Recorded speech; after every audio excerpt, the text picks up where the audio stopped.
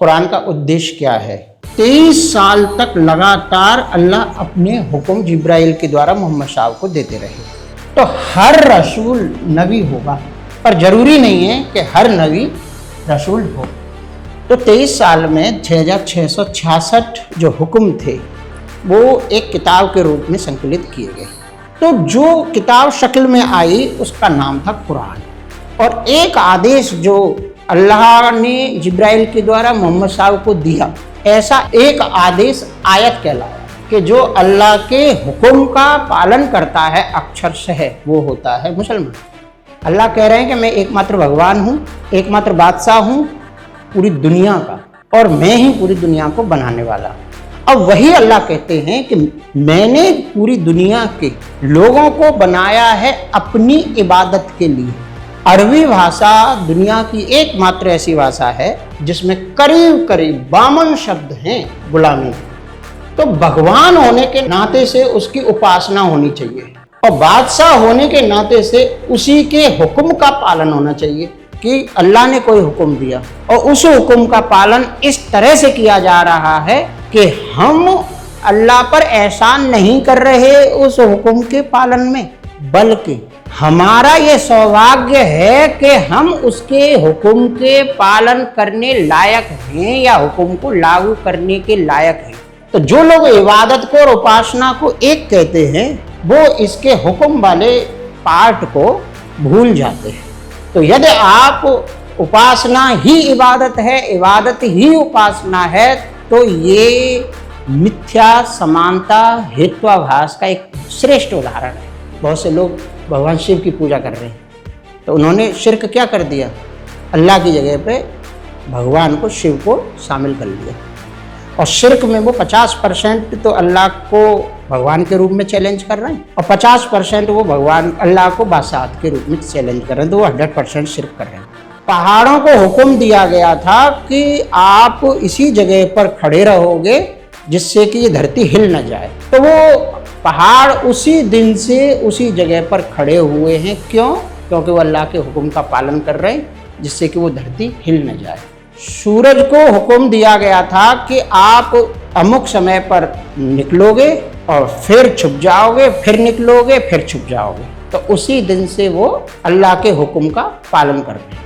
और यदि पूरी सृष्टि को ध्यान में रखकर देखा जाए तो शेर, चीता, पहाड़, नदियां, पानी, अग्नि, सूरज, चांद सारे मुसलमान हैं। चूंकि मैं बादशाह हूं, चूंकि मैं भगवान हूं, चूंकि मैं मालिक हूं, तो मैं जो बताऊंगा वही स्वीकार्य होगा मुझे। और वो क्या है? वो मेरा जो जीवन शैली है, जो मैंने डिजाइन की है, वो है इस्लाम। तो अल्लाह की अथॉरिटी है कि only God, only king, creator of universe and owner of the everything. यहां से एक बात क्लियर हो गई कि अल्लाह से बड़ी अथॉरिटी इस यूनिवर्स में कोई नहीं है।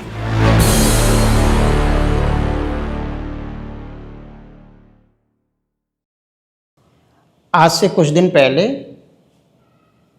कई सारे लोगों ने प्रश्न पूछा कि आखिर कुरान का उद्देश्य क्या है। उसमें से एक जनता की आवाज़ करके कोई स्टूडेंट हैं या कहिए कि श्रोता हैं, वो ऑनलाइन क्लास में इंटरेस्टेड हैं। तो उन्होंने कई बार पूछा कि सर आप बताइए कि आखिर कुरान का उद्देश्य क्या है। तो क्वेश्चन था उनका, कुरान का उद्देश्य क्या है, ये था प्रश्न। इस प्रश्न में थोड़ी सी त्रुटि है, या ये कहिए कि त्रुटि नहीं है, संशोधन है। इस प्रश्न को ऐसे भी कहा जा सकता था कि कुरान की जगह पे कहा जा सकता था कि आखिर अल्लाह का उद्देश्य क्या है। क्यों? वो इसलिए कि कुरान में जो कुछ है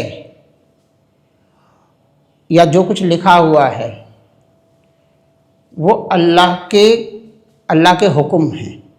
कुरान के विषय में थोड़ी जानकारी होना अति आवश्यक है कि आज से लगभग 1400 साल पहले अल्लाह ने मोहम्मद साहब को, जिनका नाम मोहम्मद इब्न अब्दुल्ला था, उनको अपने रसूल के रूप में स्वीकार किया। रसूल का मतलब पैगंबर भी होता है और नबी। नबी और पैगंबर में क्या अंतर है, इस पर हम कभी चर्चा करेंगे। तो नबी के रूप में मोहम्मद साहब को स्वीकार किया, या रसूल के रूप में मोहम्मद साहब को स्वीकार किया। रसूल कौन होता है? रसूल में और नबी में थोड़ा सा जानकारी अभी ले लेनी जरूरी है, उससे और क्लियर होगा ये विषय। नबी का मतलब होता है कि जो अल्लाह ने कहा उसको लोगों से कह देना, एज इट इज,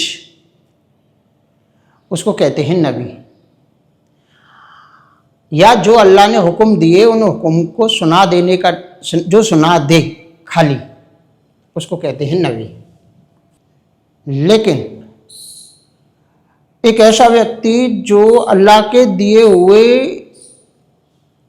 हुक्म को सुना दे और सुनाने के बाद उसको लागू भी कराए, तो ऐसा व्यक्ति कहा जाता है रसूल। तो हर रसूल नबी होगा, पर जरूरी नहीं है कि हर नबी रसूल हो। ठीक है, इसको थोड़ा सा व्यवहार में समझो। जैसे किसी राज्य के मुख्यमंत्री आदेश जारी करते हैं कि 15 अगस्त पर कोई भी शराब की दुकान नहीं खुलेगी। ये मान लेते हैं कि एक हुक्म जारी किया। तो इस हुक्म को सुनने वाले दो तरह के लोग थे। जहां मुख्यमंत्री ने ये हुक्म दिया वहां पर कुछ तो राज्य के एडमिनिस्ट्रेटर्स थे, जिसमें आईएएस पीसीएस वगैरह सारे लोग थे। कुछ पत्रकार थे, और दोनों ने, यानी दोनों वर्ग ने उस हुक्म को सुना। सुनने के बाद पत्रकार ने वह हुक्म ऐसा का ऐसा ही अपनी भाषा में और मीडिया के थ्रू, प्रिंट विजुअल मीडिया के थ्रू लोगों से कह दिया कि भाई राज्य के मुख्यमंत्री चाहते हैं कि 15 अगस्त को कोई भी शराब की दुकान न खुले।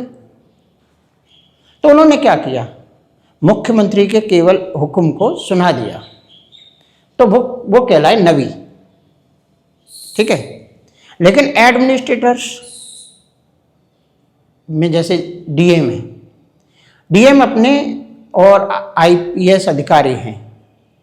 वो आईपीएस अधिकारी ने क्या किया, जो पूरे जो अपने ज़िले में पहुंचा, तो ज़िले में जाकर के उसने आदेश जारी किया कि 15 अगस्त को पूरे ज़िले में शराब की दुकानों की बंदी है। फिर वो उसमें ये भी जोड़ता है कि यदि किसी ने भी इस आदेश का पालन नहीं किया तो उसके खिलाफ सख्त से सख्त कार्रवाई की जाएगी। अब जैसे ही 15 तारीख कैलेंडर पर शुरू होती है और वो व्यक्ति अपने फोर्स के साथ पूरे जिले का दौरा कर रहा है, अपने जो मातहत हैं उन लोगों से भी कहा कि भाई आप अपने अपने स्तर पर सब जगह देखो, और यदि इस मुख्यमंत्री के हुक्म का, आदेश का जहाँ जहाँ वायलेशन होता है उनके खिलाफ सख्त कार्रवाई करो। तो अब ये कौन हो गया? ये एक तो अधिकारी ने मुख्यमंत्री के आदेश को सुनाया, तो वो नबी था। सुनाने के बाद अब उसको लागू कराने के लिए फोर्स का प्रयोग किया, तो वो नबी के साथ साथ रसूल भी था। तो नबी और रसूल में ये फर्क है। अब मोहम्मद साहब के परिप्रेक्ष्य में लेते हैं। तो आज से 1400 साल पहले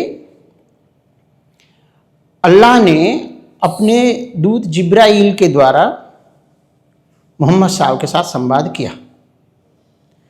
तो अल्लाह ने अपने हुक्म जिब्राइल को दिए, जिब्राइल ने वो हुक्म मोहम्मद साहब को दिए। मोहम्मद साहब ने वो हुक्म जिस क्षेत्र में रहते थे, मक्का में, अरब का एक शहर है मक्का, वहाँ पर अपने जिस शहर में मक्का में रहते थे उन लोगों से वो सारे के सारे हुक्म कहे। तो जब तक कहे तब तक वो नबी थे, लेकिन जैसे जैसे मोहम्मद साहब में ताकत आती चली गई, जब वो अथॉरिटी बने, तो उन्होंने उन नियमों को, उन हुक्मों को जो अल्लाह ने भेजे थे जिब्राइल के द्वारा मोहम्मद साहब पर, उनको लोगों को सुनाया भी और उनको हर तरह से लागू भी कराया। पहले लोगों को समझाया, जब लोगों ने उन हुक्म को मानने से मना कर दिया तो फिर उनके खिलाफ जिहाद फी सबिलिल्लाह भी किया, यानी अल्लाह के लिए संघर्ष भी किया। तो करीब करीब 23 साल तक लगातार अल्लाह अपने हुक्म जिब्राइल के द्वारा मोहम्मद साहब को देते रहे। तो ये 23 साल में 6666 हुक्म जिब्राइल के द्वारा अल्लाह ने मोहम्मद साहब को भेजे। 23 साल में 6666, और वो हुक्म मोहम्मद साहब ने लोगों से कहे। तो अब बात आ रही है कि अब यहाँ पे जब लोगों ने मोहम्मद साहब के जो सहाबा थे, जो साथी थे, जो फॉलोअर थे, अर्ली फॉलोअर्स, जो शुरुआती जो साथी थे, उन्होंने इन हुक्मों को सुना और सुनने के बाद ऊंट की जो चौड़ी हड्डी होती है उस पर, लकड़ियों पर, ऐसी भिन्न भिन्न जो लिखने योग्य चीज़ें थी उन पर वो हुक्मों को उन्होंने लिख लिया। बताया जाता है कि फिर उन हुक्मों को जब मोहम्मद साहब की वफात हो गई, यानी उनकी जब डेथ हो गई 633 ईस्वी में, तब उन हुक्मों को कंपाइल किया गया। वो विषय अलग है, उसमें बहुत बड़ी कंट्रोवर्सी है कि भाई वो हुक्म कैसे कंपाइल किए गए, इकट्ठे किए गए, कुरान की शक्ल में आए, ये एक अलग विषय है, हम उस पर नहीं जा रहे। जो स्टैंडर्ड नरेटिव है हम उस पर बात करते हैं।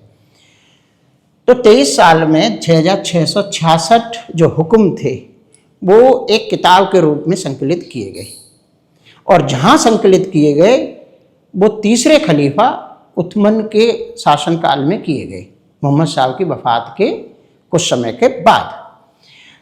तो जो किताब शक्ल में आई उसका नाम था कुरान। ये बात क्लियर हुई? तो जब आप कहते हो कि कुरान का उद्देश्य क्या है, तो कुरान का उद्देश्य नहीं है, कुरान में लिखे हुए अल्लाह के आदेश हैं। कुरान में लिखे हुए अल्लाह के आदेश क्या कहते हैं या अल्लाह का क्या उद्देश्य है, ये है असली प्रश्न। चैप्टर्स हैं, उनको कहा जाता है शूरा अरबी भाषा में, और एक आदेश जो अल्लाह ने जिब्राइल के द्वारा मोहम्मद साहब को दिया, ऐसा एक आदेश आयत कहलाया। तो 6666 आयत हैं कुरान के अंदर और 114 सूरा हैं। एक यहाँ पे बहुत बड़ा विवाद का विषय है। कुछ लोग कहते हैं कि 114 सूरा नहीं है, कुछ 112 बता रहे हैं, 110 बता रहे हैं। इस पर एक कंट्रोवर्सी है, वो एक अलग विषय है। जब इस पर क्लास चलेगी तब हम उस पर बात करेंगे। कुछ कहते हैं कि 6666 अल्लाह के हुक्म अर्थात आयतें नहीं हैं। क्यों नहीं है, कितनी हैं, इस पर एक विषय करेंगे तो ये विषय बनेगा अलग। अभी हम एक स्टैंडर्ड नरेटिव पर बात करते हैं।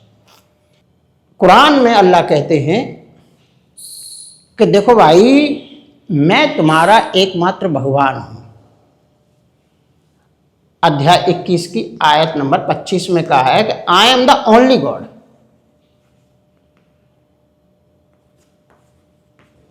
एकमात्र भगवान। फिर उसी कुरान में कहा है, एक और आयत में कहा है कि मैं एकमात्र भगवान ही नहीं, एकमात्र बादशाह हूं। अल मलिक कहा है, यानी कि बादशाहों का भी बादशाह, तो बादशाह। फिर अल्लाह कहते हैं कि मैंने ही पूरे यूनिवर्स को बनाया है। तो ये कहते हैं अध्याय 11 की आयत नंबर 7 में। तो बनाने वाला, इन तीनों बातों को एक साथ देखो। अल्लाह कह रहे हैं कि मैं एकमात्र भगवान हूं, एकमात्र बादशाह हूं पूरी दुनिया का, और मैं ही पूरी दुनिया को बनाने वाला हूं। इसलिए अध्याय 4 की आयत नंबर 131 में कहा है ये सारी चीजें मेरी हैं। ठीक है, मैं ही इनका ओनर हूं, यानी मालिक हूं, ये सारी चीजें मेरी हैं। ये अल्लाह के हुक्म है। तो ये मैंने क्यों लिखा है? मैंने ये यहां दिखाने की कोशिश की है, जब आप कहते हो कि कुरान का उद्देश्य क्या है, तो प्रश्न होता है कि कुरान का उद्देश्य नहीं, अल्लाह का उद्देश्य क्या है। तो पहला प्रश्न यहां से उठता है कि हु इज अल्लाह, और अल्लाह की अथॉरिटी क्या है। तो अल्लाह की अथॉरिटी है कि only God, only king, creator of universe and owner of the everything which is lying in the universe. तो यहां से 4 चीजें क्लियर हुई, उसकी अथॉरिटी क्लियर हुई। यहां से एक बात क्लियर हो गई कि अल्लाह से बड़ी अथॉरिटी इस यूनिवर्स में कोई नहीं है। ठीक है, अब वही अल्लाह कहते हैं कि मैंने पूरी दुनिया के लोगों को बनाया है अपनी इबादत के लिए। कुरान अध्याय 51 की आयत नंबर 56 में कहा है कि मेरी इबादत, अपनी इबादत के लिए मैंने लोगों को बनाया है। तो शब्द यहां इबादत है, इसको समझ लेना बहुत जरूरी है। इबादत शब्द इब्द से बना है, IBD, इब्द। इब्द, अब्द, ये मीनिंग है गुलाम के।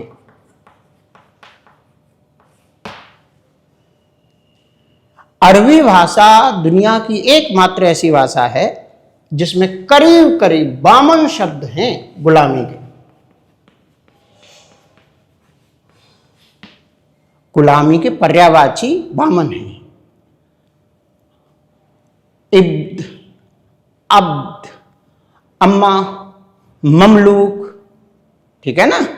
तो ऐसे 52 शब्द हैं। तो यहां से क्या पता चलता है कि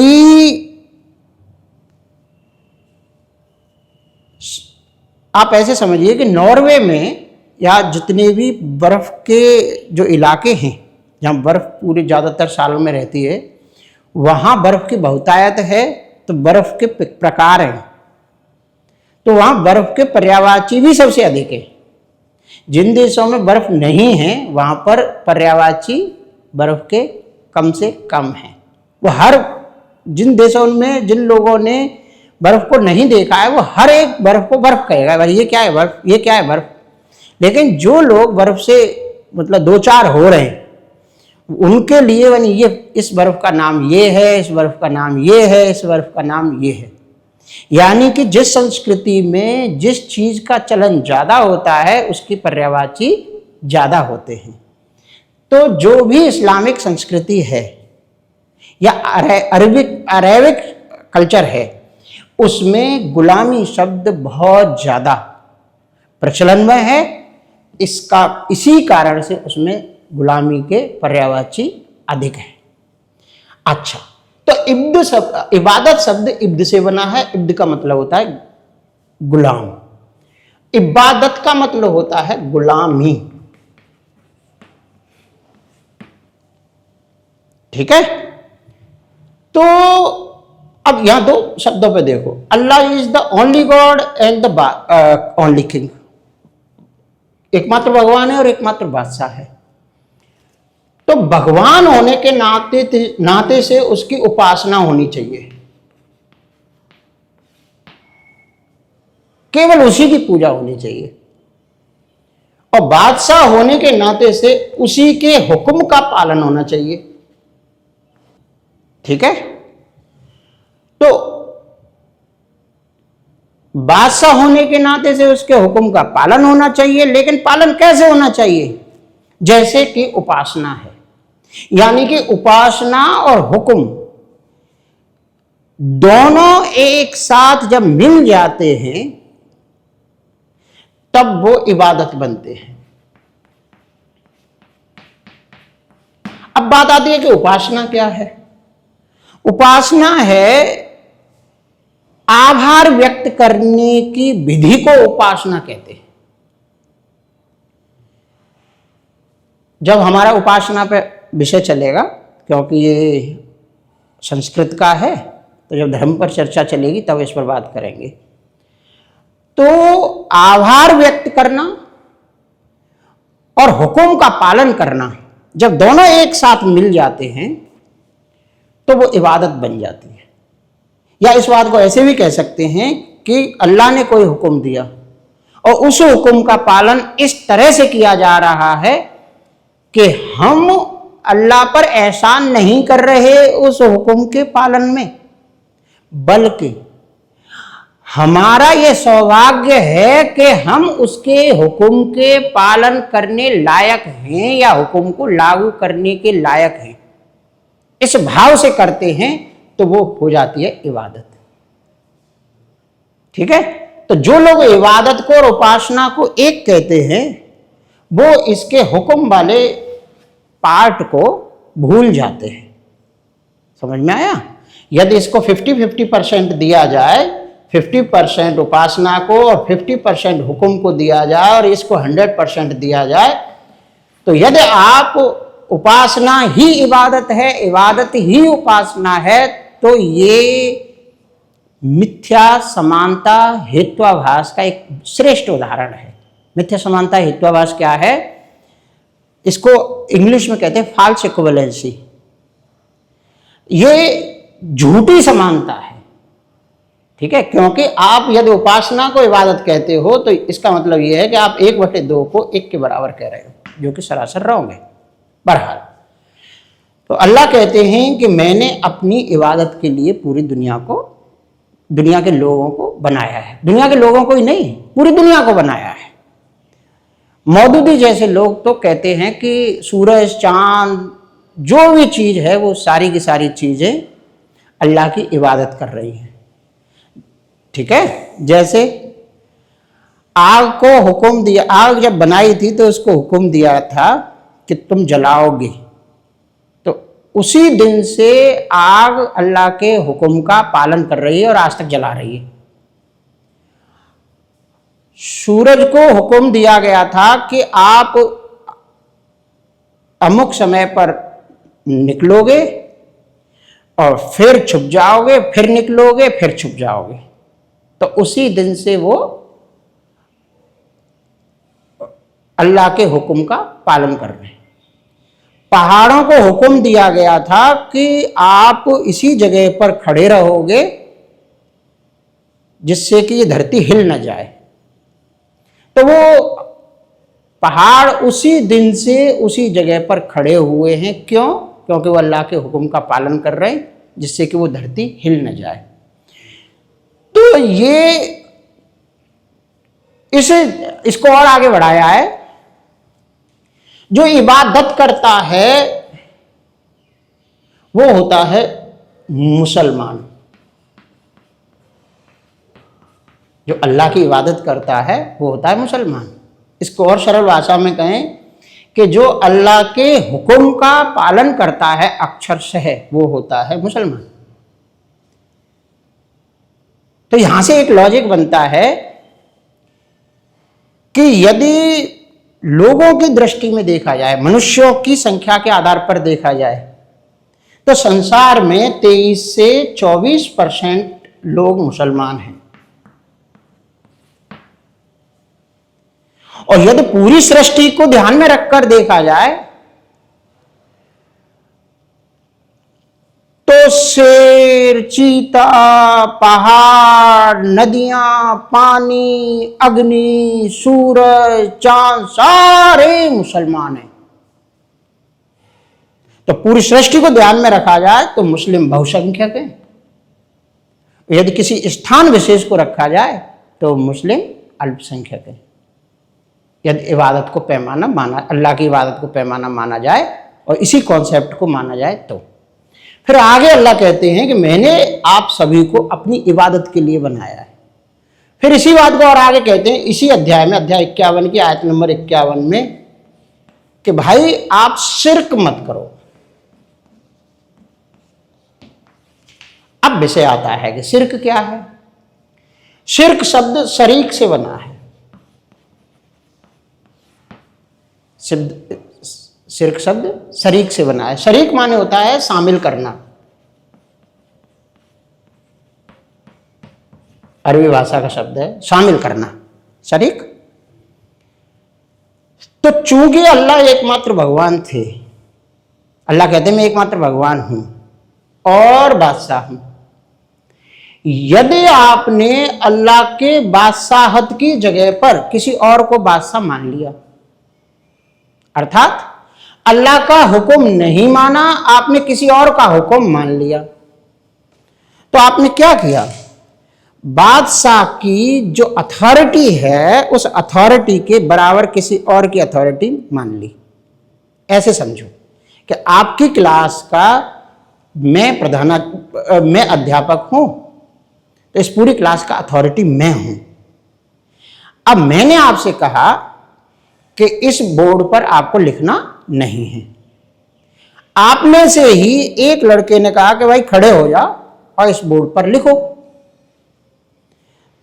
तो और एक बच्चे ने वो इस बोर्ड पर लिख दिया। अब उस बच्चे ने क्या किया कि जो क्लास की मेरी अथॉरिटी थी कि इस बोर्ड पर नहीं लिखना है, उसको चैलेंज कर दिया। और चैलेंज किससे कर दिया? दूसरे लड़के के हुक्म से चैलेंज कर दिया। तो उसने क्या किया?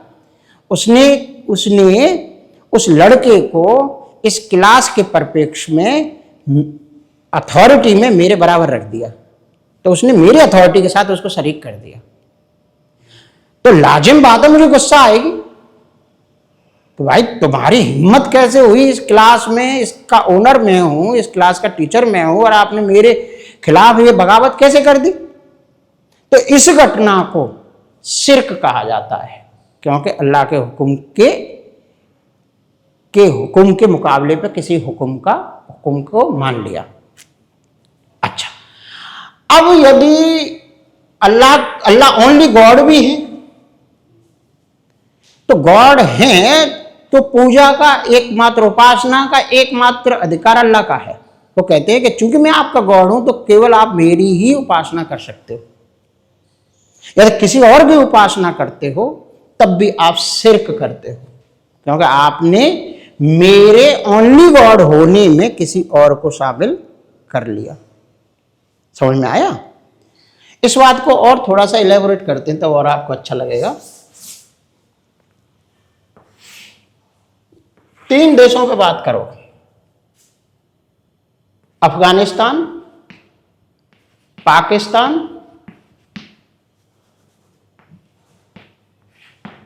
और भारत।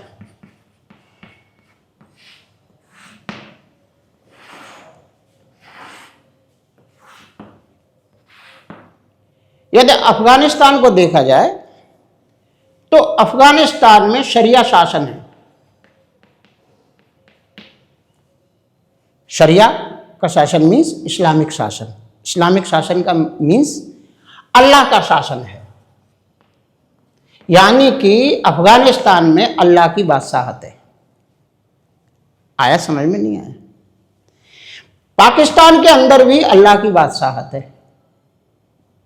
भारत के अंदर भारत के लोगों की बादशाहत है, भारतीय संविधान की बादशाहत है। और संविधान को किसने बनाया है? भारत के लोगों ने बनाया है। भारत के लोगों पर सार्वभौम अधिकार है उस संविधान में करेक्शन का। तो who is the ultimate authority in India, या यू कैन से कि who is the king of India? Bharat की जनता। आ रहा? समझ में नहीं आ रहा है? तो जो बाबा साहब का संविधान है उससे तो भारत रूल हो रहा है, शरिया से ये दोनों रूल हो रहे हैं। ठीक है। अच्छा, तो भारत में दो तरह के लोग रह रहे हैं। मुस्लिम रह रहे हैं, दो तरह के लोग रह रहे हैं, मुस्लिम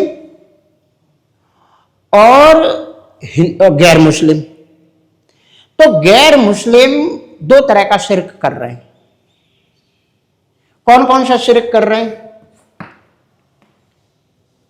पहला शिर्क तो वो कर रहे हैं जो गैर मुस्लिम है, कि अल्लाह की जगह पर दूसरे की पूजा कर रहे हैं, है ना।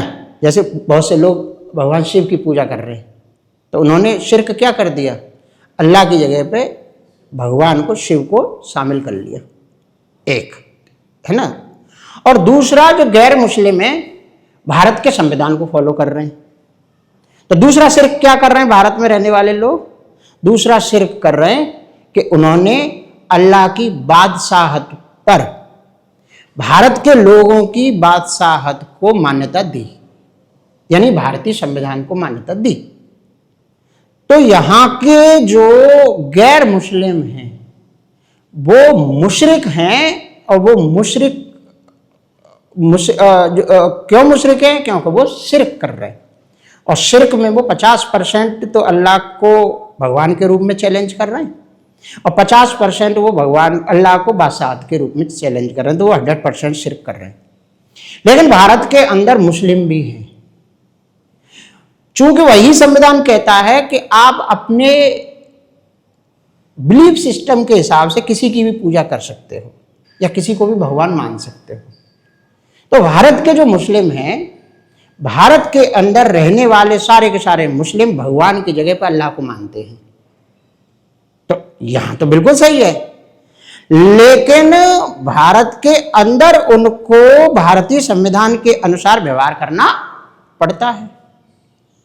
तो यदि इस दृष्टि से देखा जाए तो भारत में रहने वाला ऐसा मुस्लिम जो भारतीय संविधान को अक्षर अक्षर पालन कर रहा है, वो भी मुस्लिम। और वो मुशरिक क्यों है? क्योंकि उसने अल्लाह की बादशाहत को चैलेंज दे रखा है। आया समझ में? नहीं आया? अच्छा, अब आ जाओ पाकिस्तान। तो पाकिस्तान के अंदर है तो शरिया का शासन, लेकिन कुछ कुछ ऐसा है कि वो यूएन के साथ बंधा हुआ है। यूएन के साथ बंधे होने के कारण, यूनाइटेड नेशन में के साथ बंधे हुए होने के कारण, कुछ उसको यूनाइटेड नेशन के कुछ रूल को फॉलो करना पड़ता है। तो शरिया के साथ उसके संविधान में यूएन का भी कुछ न कुछ हिस्सा है। और वो हिस्सा किस तरह से कि पाकिस्तान में जो गैर मुस्लिम हैं उनको अपने भगवान को मानने की और उसकी उपासना का अधिकार है। तो अब पाकिस्तान में रहने वाले लोगों की टोटल जनसंख्या को देखो, वहां भी दो तरह के लोग रह रहे हैं, वहां का मुस्लिम और गैर मुस्लिम। जो गैर मुस्लिम है वो वहां पर 50% शिर्क कर रहा है। और वो 50% क्या शिर्क है? कि वो अल्लाह को भगवान न मानकर किसी और को भगवान मान करके पूजा करता है और वहां रहता है। लेकिन वहां का जो मुस्लिम है वो 100% शिर्क से मुक्त है। क्यों? क्योंकि उसने अल्लाह की ही रूलिंग को माना हुआ है, उसी के अंडर में काम कर रहा है, शरिया के अंडर में काम कर रहा है। समझ में आया नहीं आया? और वो इबादत उसके भगवान के रूप में अल्लाह को ही अपना भगवान माने बैठा है। अब इस बात को आप अफगानिस्तान के परिप्रेक्ष्य में लो। चूंकि अफगानिस्तान यूएन के किसी भी प्रावधान को नहीं मान रहा है आज की तारीख में, वो 100% शरिया से अपने शासन को चलाना चाह रहा है। ठीक है? तो वहां पर रहने वाला हर मुस्लिम तो शिर्क कर ही नहीं रहा, यानी कि अल्लाह के हुक्म को भी मान रहा है और उसके अनुसार उसकी बादशाहत को भी स्वीकार कर लिया। लेकिन वहां पर कोई भी गैर मुस्लिम यदि अपने भगवान को खुल्लम खुल्ला मानता है, उसकी पूजा करता है, उसकी वहां पर उसको इजाजत नहीं है। क्यों नहीं है? क्योंकि वहां पर 100% शरिया का शासन है, वहां यूएन से कनेक्टेड नहीं है। ये समझ में आया? अब बात आ रही है तो शिर्क क्या है ये बताया। अल्लाह कहते हैं कि अब आगे अल्लाह कहते हैं कि मेरे अलावा किसी और की इबादत करना, यानी कि किसी और का हुक्म मानना बादशाह के रूप में और उसकी पूजा करना भगवान के रूप में, ये शैतानी अमल है, यानी कि शैतान की इबादत करना है। अध्याय 4 सूरह अल-निसा की आयत नंबर 117। ठीक है। फिर अल्लाह कहते हैं कि भाई कि मैं सारे गुनाह माफ कर दूंगा लेकिन शिर्क को माफ नहीं करूंगा, अर्थात जो मुशरिक हैं उनको मैं माफ नहीं कर सकता। 4 की आयत नंबर 48। समझ में आया नहीं आया? क्यों? क्योंकि शिर्क सबसे बड़ा अपराध है, इसके मुकाबले का कोई अपराध नहीं है। अध्याय 4 की आयत नंबर 116। तो इन सारी आयतों को देखो। एकमात्र भगवान और बादशाह क्रिएटर, ठीक है, और सबका मालिक आदेश करता है कि मेरी ही इबादत, अपनी इबादत के लिए मैं आप लोगों को दुनिया में भेजता हूं।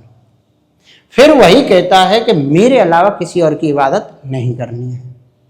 फिर आगे कहता है, अल्लाह कहता है कि भाई मेरे अलावा किसी और की इबादत की तो समझो आपने शैतान की इबादत की।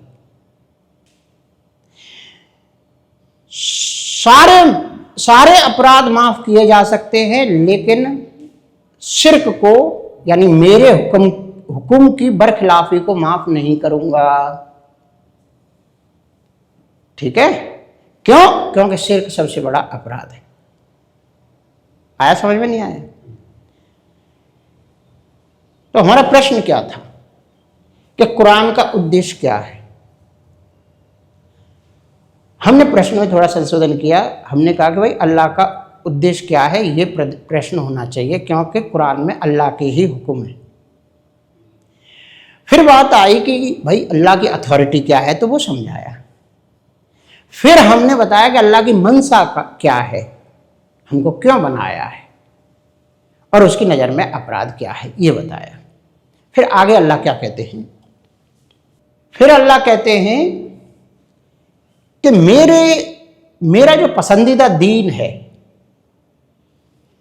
अध्याय 3 की आयत नंबर 19 में कहा है कि मेरा जो पसंदीदा दीन है वो इस्लाम है। अब प्रश्न उठता है कि दीन क्या है?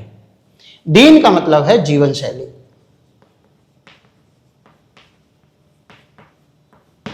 और जीवन शैली क्या? कि आर्थिक व्यवस्थाएं कैसे डील होंगी, ये जीवन शैली में आता है। खान पीन क्या होगा, जीवन शैली में आता है। रहन सहन कैसा होगा, जीवन शैली में आता है। शादी ब्याह कैसे होंगे, ये जीवन शैली में आता है। पूजा पद्धति क्या होनी चाहिए, ये भी जीवन शैली में आता है। राजनीति कैसे चलेगी, ये भी जीवन शैली में आता है। यानी जीवन का हर पहलू, चूंकि मैं बादशाह हूं, चूंकि मैं भगवान हूं, चूंकि मैं मालिक हूं, तो मैं जो बताऊंगा वही स्वीकार्य होगा मुझे। और वो क्या है? वो मेरा जो जीवन शैली है, जो मैंने डिजाइन की है, वो है इस्लाम, और वही मुझे पसंद है। फिर अध्याय 3 की आयत नंबर 85 में कहा गया है कि दूसरा दीन मुझे स्वीकार नहीं है। यानी जो जीवन शैली लिखित में मैं आपको दे रहा हूं वही मुझे स्वीकार्य है, उसके अलावा कोई दूसरी जीवन शैली स्वीकार नहीं है। फॉर एग्जाम्पल, जैसे भारत में रहने वाले जो गैर मुस्लिम हैं उनमें से बहुत सारे लोगों की बहुतायत हिंदुओं की है। तो हिंदू शादी करते हैं कि एक अग्नि की वेदी बनाई जाती है और उसके चारों ओर 7 फेरे लिए जाते हैं और विवाह को संस्कार के रूप में स्वीकार किया है। फिर वो पति पत्नी कहलाते हैं। ये शादी करना, इस तरह से शादी करना, गैर इस्लामिक है। अल्लाह को इस तरह की शादी पसंद नहीं है। किससे पता चलता है? अध्याय 4 की आयत नंबर 24 की तफसीर है। सूरह अल-निसा की आयत, अध्याय 4 की आयत नंबर 24।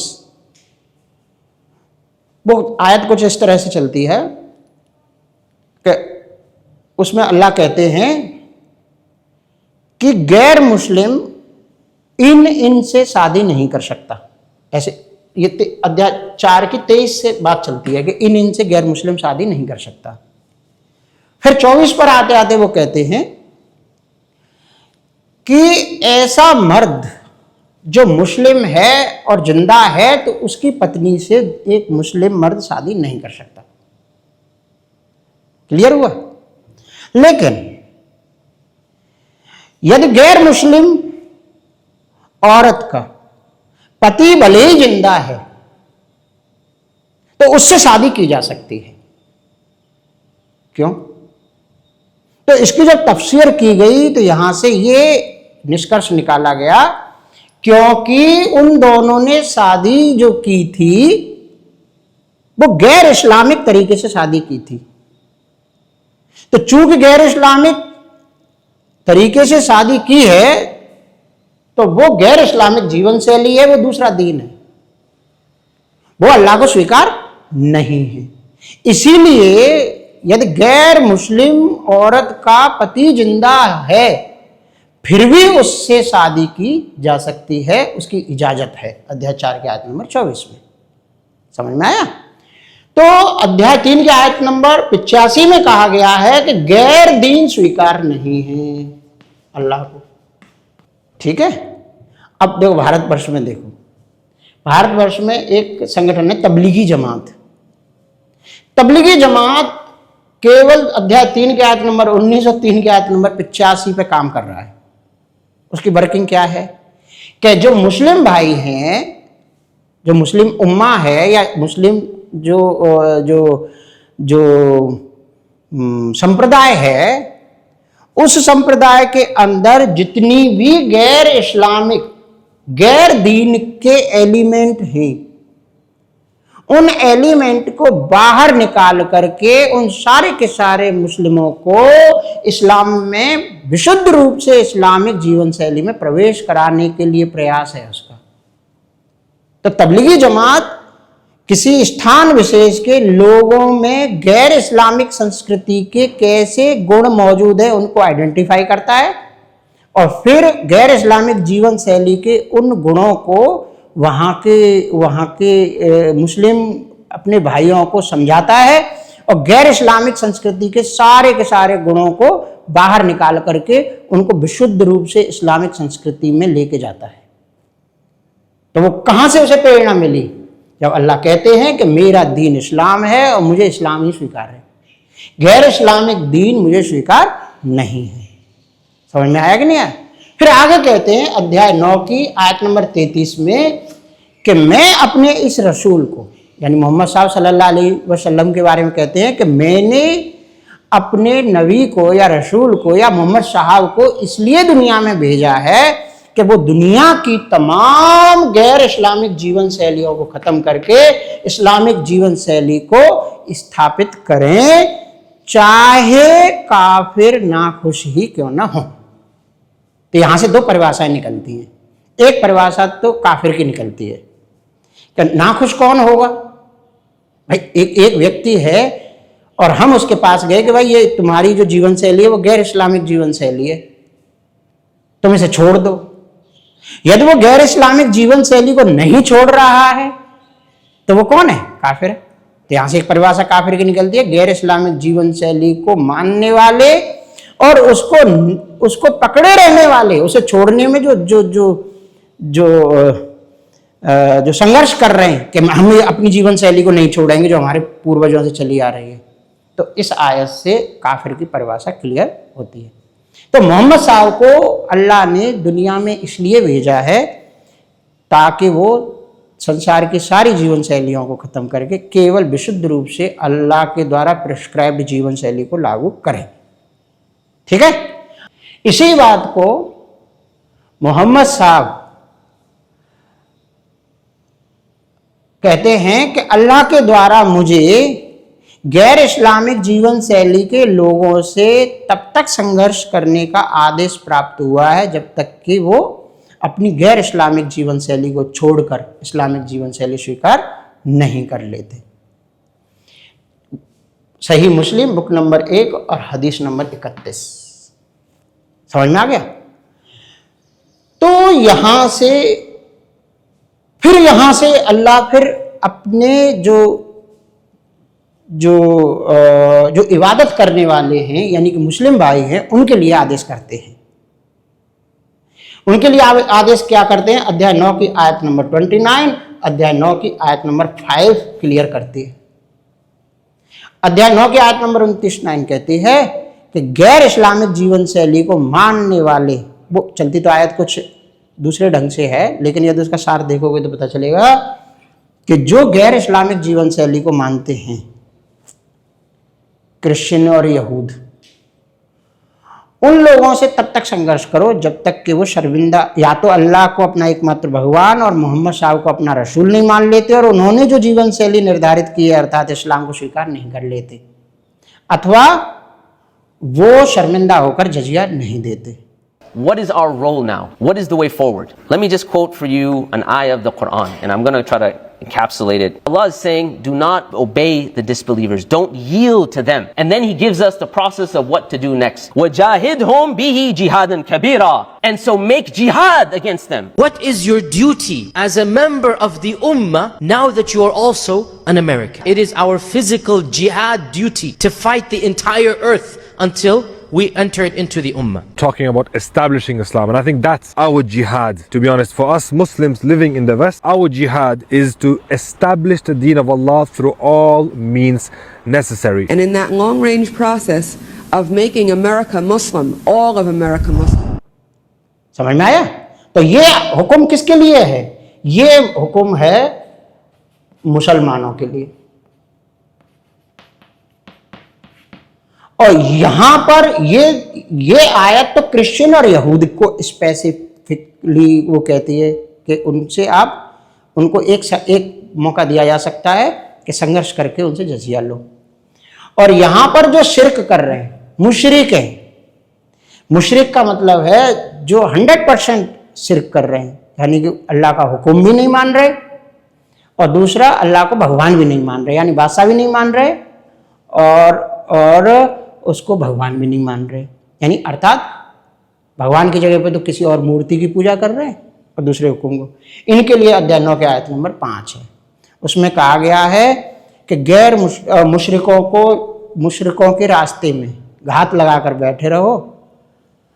और जब आप कुरान मजीद खोलेंगे और देखेंगे सूरह तौबा सूरा नंबर 9 आयत नंबर 5, उसमें बराबर यही लिखा है कि जहां भी आप काफिरों को पाओ वहां उनका कत्ल करो। मुशरिकों के रास्ते में घात लगाकर बैठे रहो, उनको कत्ल करो, और यदि वो इस्लाम स्वीकार कर लें, ज़कात देने लगें, नमाज पढ़ने लगें, तो उन्हें छोड़ दो। समझ में आया? तो ये मुशरिकों के लिए आयत है।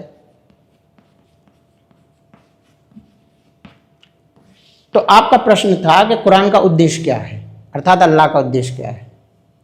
तो हमने यहाँ बताया कि अल्लाह का एकमात्र उद्देश्य है कि पूरी पृथ्वी पर इस्लाम का शासन होना चाहिए या इस्लामिक जीवन शैली को मानने वाले लोग ही रहने चाहिए। यदि गैर इस्लामिक जीवन शैली वाले लोग रह रहे हैं तो वो शर्मिंदा होकर जजिया दें। जजिया क्या है? जजिया है जो वो लोग कमाएं, उस कमाई में से कुछ हिस्सा, और ये निर्धारण कौन करेगा? उस समय के जो शासक वर्ग, इस्लामिक शासक वर्ग होगा वो। समझ में आया? तो प्रश्न था कि कुरान का उद्देश्य क्या है। कुरान का उद्देश्य एकमात्र यही है कि अल्लाह का पूरी दुनिया में दीन रहे, गैर इस्लामिक संस्कृति को मानने वाले लोग रह भी सकते हैं, रहें, पर वो जजिया दें। जजिया के पीछे लॉजिक ये है क्योंकि दुनिया को अल्लाह ने बनाया है और वही उसका मालिक है। तो जब उसका अल्लाह मालिक है और शैतान की पार्टी के लोग उसका उपभोग कर रहे हैं, उस जमीन का, तो उस जमीन के उपभोग का कुछ हिस्सा इस्लामिक दुनिया को दे या इस्लामिक शासक वर्ग को दे जजिया के रूप में, तब वो रह सकते हैं। तो ये है उसका अल्टीमेट उद्देश्य। धन्यवाद।